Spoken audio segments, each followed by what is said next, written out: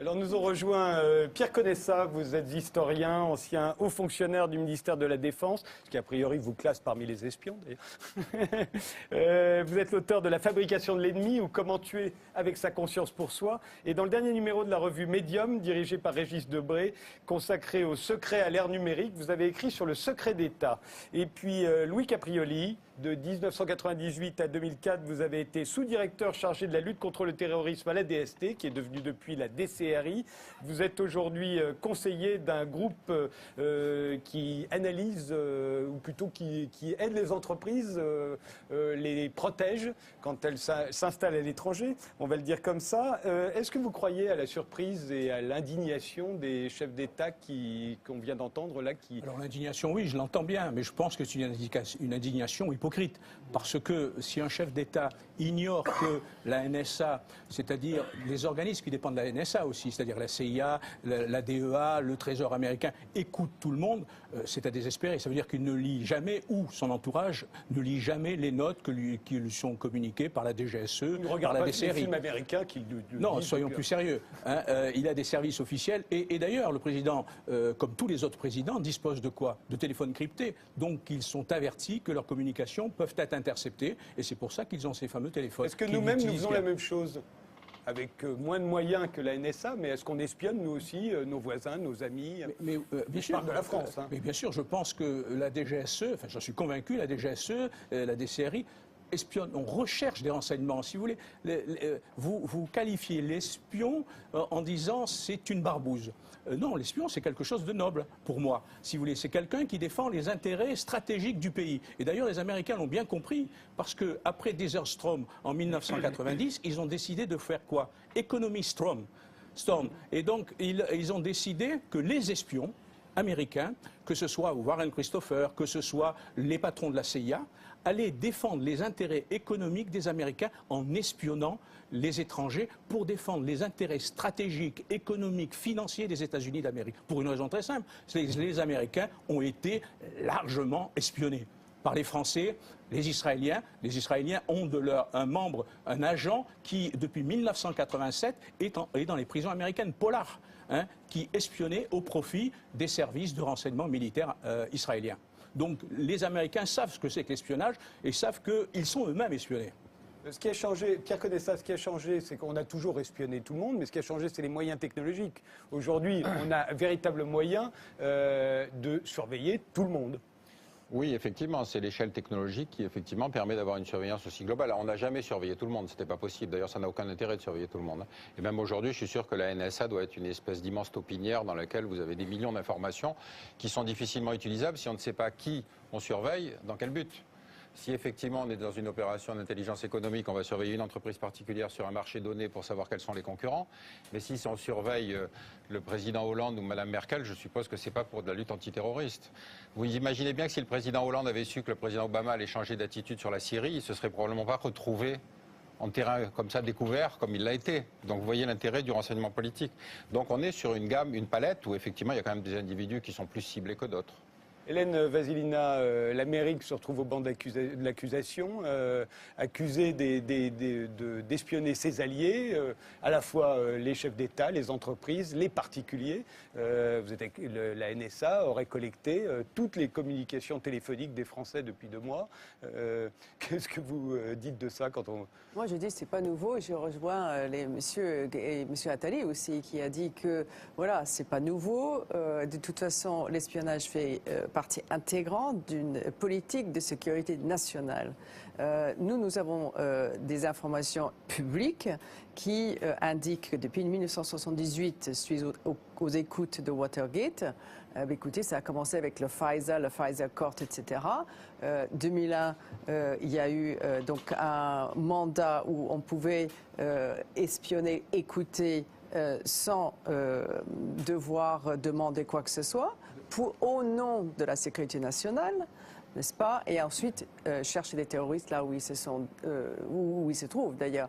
Donc, ce n'est pas nouveau. Tout le monde, c'est vrai, je vous rejoins, c'est dire qu'on est hypocrite à savoir, oh là là, on m'écoute, mais c'est pas nouveau.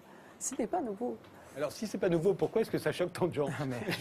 Jérémy Zimmerman. Il y a quand même là, il y a une vraie forme d'hypocrisie quand on voit les États-Unis se défendre en disant d'abord, ne nous inquiétons pas parce que ça ne concerne que les citoyens non américains, soit 98 et quelques % de la planète. Et d'ailleurs, c'est peut-être faux, c'est sans doute faux quand on voit l'espionnage des AT&T aux États-Unis. Vous voulez dire que la NSA espionne aussi les citoyens américains? Évidemment, on nous disait qu'il y avait. C'était 1972, hein, ça a commencé bien plus tôt. On nous disait qu'il y avait 51% de chances que les gens soient non américains à partir du moment où on commençait à les espionner, c'est-à-dire lancer une pièce pile ou face plus 1%. Donc il y a une hypocrisie crasse où on nous dit voilà, c'est que les non-américains et c'est que pour des raisons de sécurité, ce que vous venez de dire à l'instant, sauf qu'on vient de voir que c'est Petrobras tout entier, que c'est Alcatel-Lucent, que c'est des grandes entreprises et qu'il s'agit aussi d'espionnage économique. Et donc quand on justifie des textes législatifs en faisant peur à ses citoyens, en disant on va tous mourir sous le coup des bombes d'Al-Qaïda, donc on doit surveiller tout le monde pour nous protéger contre les terroristes, et qu'en réalité on fait de l'espionnage économique et que c'est les citoyens de la terre entière qui se font espionner, là il y a un problème. Et le problème, il vient du fait... Attendez, excusez-moi une petite seconde. D'accord. Alors, et donc, si on avait tenu un raisonnement comme ça, lors du vote des femmes, la légalisation de l'avortement ou de l'abolition de la peine de mort, vous comprenez qu'on n'en serait pas où on est aujourd'hui. Que tout le monde le fait, ce n'est pas une justification morale pour quoi que ce soit. Mais il y a une chose sur laquelle il faut revenir ici, c'est pourquoi c'est un problème d'être espionné? Parce qu'on part comme ça, l'espionnage. La protection de la vie privée, c'est un droit fondamental. Eh bien, pourquoi c'est un droit fondamental? C'est un droit fondamental parce que lorsque vous savez surveiller, vos comportements changent. Vous n'allez pas vous exprimer de la même façon, dire « mon patron est un con, on est gouverné par des bananes ». Vous n'allez pas vous exprimer de la même façon, vous n'allez pas faire usage de votre liberté d'expression de la même façon. Pareil, vous n'allez pas aller à une réunion d'un parti politique, vous n'allez pas appeler votre médecin pour demander un avortement ou une opération d'ici ou là, si vous savez espionner. Donc la protection de la vie privée, c'est essentiel à toutes les couches d'une société démocratique. Ensuite, lorsque vous dites « oh, ben moi de toute façon je m'en fous, j'ai rien à cacher » ou alors « c'est mes 5 minutes de gloire à la sauce Warhol », il y a quelque chose qu'il faut prendre en compte. C'est que lorsque vous protégez vos communications, vous protégez aussi les communications de ceux que vous aimez. C'est-à-dire c'est vos enfants, par exemple, qui un jour auront à demander un boulot ou à entrer dans une administration. C'est vos amants si vous trompez votre mari ou votre femme. C'est vos sources si vous êtes un journaliste. Et donc la protection de la vie privée, c'est un écosystème. Et là, on le voit aujourd'hui en parlant à des journalistes. Vous comprenez, tout le monde se dit « ah là là, c'est vrai, on a un problème ». Parce que si un jour, tout le monde sait qu'en allant contacter un journaliste pour lui envoyer des documents, pour lui dire qu'il y a un gouvernement qui est en train de mentir ou un patron qui commet des crimes, si tout le monde sait qu'il va se faire pincer, alors les sources vont se tarir. Et les journalistes feront plus de scoop. Et du coup, il n'y aura plus d'argent pour eux. Voilà. Jacques Attali ? Oui, on est parti sur une partie de la conversation seulement qui est la surveillance par les États, la raison d'État. Oui, après, on verra les entreprises. Oui, mais ça n'est qu'une toute petite partie et c'est inséparable du reste. Parce que si on se scandalise à juste titre contre l'espionnage d'État, il ne faudrait pas accepter le reste, c'est-à-dire la gigantesque machine en place, qui est une surveillance beaucoup plus vaste, beaucoup plus profonde, beaucoup plus acceptée. C'est celle dont je parlais en disant le plus grand système de surveillance de tous les temps. Mais restons... Et qui est américain doublement, parce que c'est américain par les technologies et parce qu'il y a une concentration des capacités de le faire qui font que c'est de plus en plus américain. Mais tout le monde le fait. Mais si on reste uniquement sur la surveillance d'État, je pense que tout le monde le fait et qu'il est tout à fait illusoire d'imaginer qu'on réussira à l'empêcher. Parce que, comme toujours en matière de défense, le bouclier est moins fort que l'épée. Il faut essayer de se protéger, il faut créer des lois, mais il faut savoir que la meilleure façon de se protéger, c'est Woody Allen disait, ce document est tellement secret que vous êtes prié de l'avaler avant de le lire. Créer les conditions pour qu'on ne soit pas soi-même en situation d'exposer les choses. Et il y a bien des techniques pour que des conversations puissent secrètes le reste, quand on sait ce qu'on risque en l'étant. Donc, ceux qui acceptent de courir ces risques le font consciemment, avec négligence ou pas, mais l'espionnage d'État ne touche que ceux qui sont assez stupides pour s'y laisser prendre. Le reste de l'espionnage global de notre société, ça c'est un engrenage qui ne fait que commencer, dans lequel l'Internet des objets va jouer un rôle énorme, c'est un tsunami qui arrive, et qui fera que ce dont on parle maintenant est dérisoire au regard de ce qui nous attend. Alors restons sur l'espionnage d'État pour l'instant. Flore Vasseur. Oui, enfin, moi je suis un petit peu surprise de vous entendre dire que les personnes sont conscientes d'être espionnées ou quoi que ce soit. Je crois qu'il y a juste un énorme problème, c'est qu'il n'y a aucune, le citoyen moyen n'a aucune information sur la façon dont sont utilisées ces données et quels sont les moyens pour que lui-même se protège. On fait des cours de sensibilisation à Internet pour pas aller toucher du contrôle parental ou des choses comme ça. Mais on n'apprend pas aux gens à se protéger. On n'apprend pas ce que c'est un vrai mot de passe qu'on craque pas. On n'apprend pas quels sont les logiciels qui permettent de protéger son surf, qu'est-ce qui permet d'effacer ses traces. Et c'est un peu ça le problème. Alors oui, il y a des lois, oui, il y a des trucs, mais la sensibilisation du citoyen, elle est pas faite. Et peut-être à juste titre. On verra ça tout à l'heure sur tout ce qui est pratique sur Internet, où toutes les entreprises, les grandes entreprises, les géants du net, espionnent tout le monde et s'en servent à la fois pour renseigner les États, mais aussi pour leur propre compte et pour nous faire cracher au bassinet. Mais restons sur l'affaire de la NSA et particulièrement du traitement qui a été réservé à Snowden, qui a lancé l'alerte, qui nous a dit à tous, qui a dit à tous ces dirigeants européens, vous avez été espionnés par les Américains, et Snowden a demandé l'asile politique, personne ne le lui a donné. Quand on a cru qu'il était dans l'avion du président bolivien, on a interdit à l'avion du président bolivien de survoler la France. Aujourd'hui, d'ailleurs, hier, François Hollande a dit que finalement, l'affaire Snowden nous avait peut-être rendu service. Alors, qu'en est-il exactement? Est-ce que là, Daniel Schneiderman, est-ce que la France et tous les pays européens, d'ailleurs, n'ont pas joué double jeu?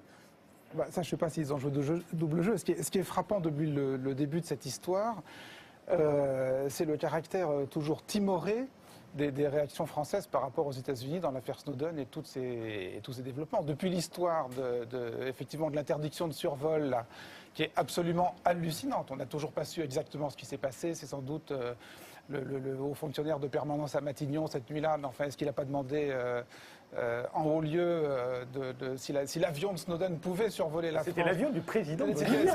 L'avion supposé, pardon. L'avion dans lequel on a interdit au président bolivien de survoler notre espace aérien. Bien sûr. Non, mais alors, de là, si vous voulez, jusqu'à la réaction ces derniers jours de Hollande, aux révélations qui sont quand même c'est extraordinaire d'avoir appris ça, de l'avoir appris avec ce degré de précision, l'ampleur du phénomène de l'espionnage, etc. Et qu'est-ce qu'on fait?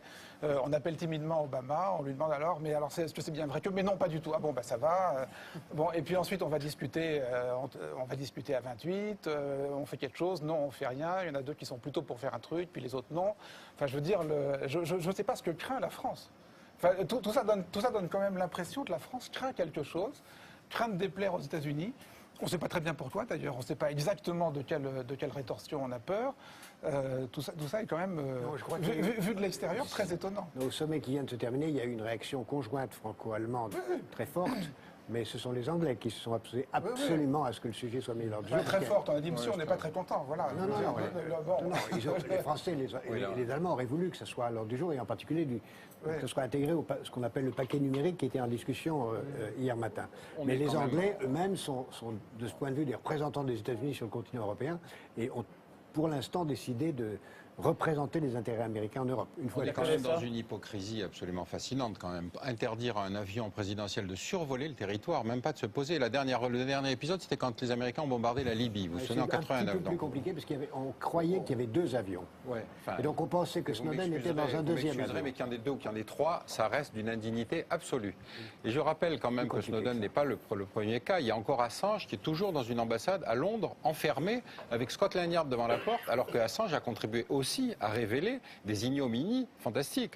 Donc on est dans une situation où, en tant que démocratie, si vous avez un whistleblower, si vous avez quelqu'un qui vous raconte ce qui se passe dans les services de renseignement, il faut qu'il aille chercher sa liberté en Russie ou en Chine.